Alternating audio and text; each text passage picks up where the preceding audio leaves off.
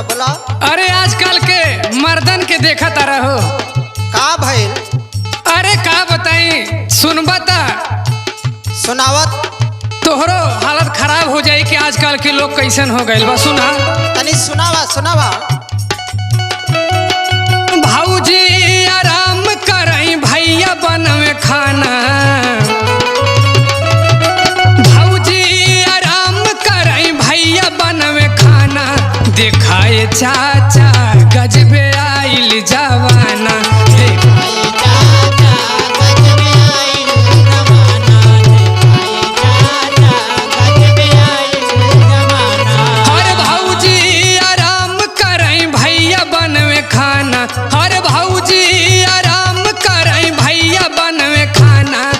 देखाए चाचा गजबे आइल जवाना।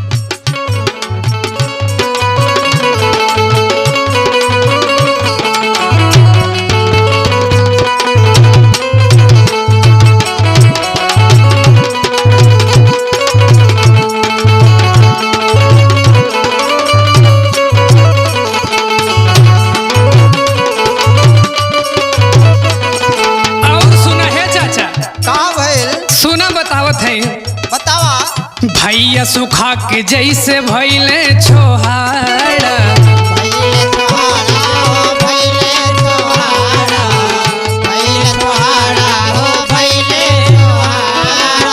भौजी मोटा के भैले बाड़ी नागाड़ा,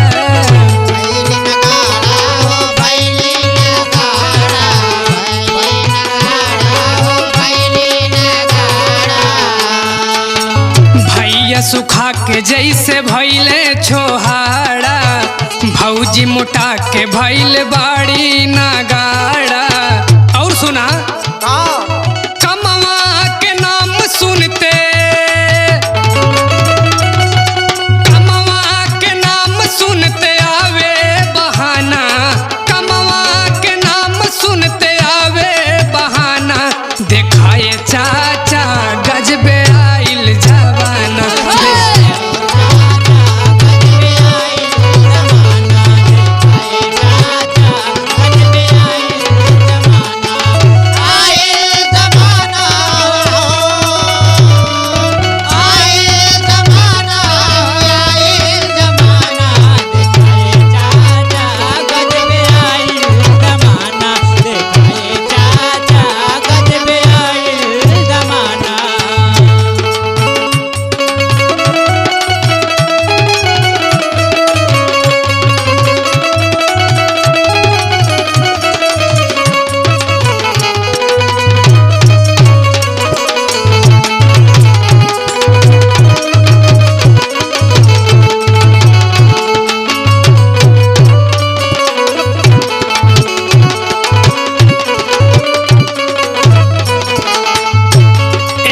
सुना सुनावा सुनावा बच्चा।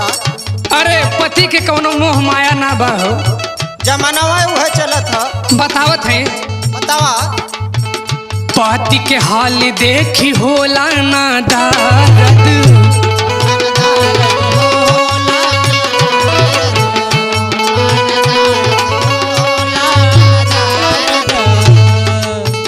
चाहिए आराम जाए भाड़ में मरद,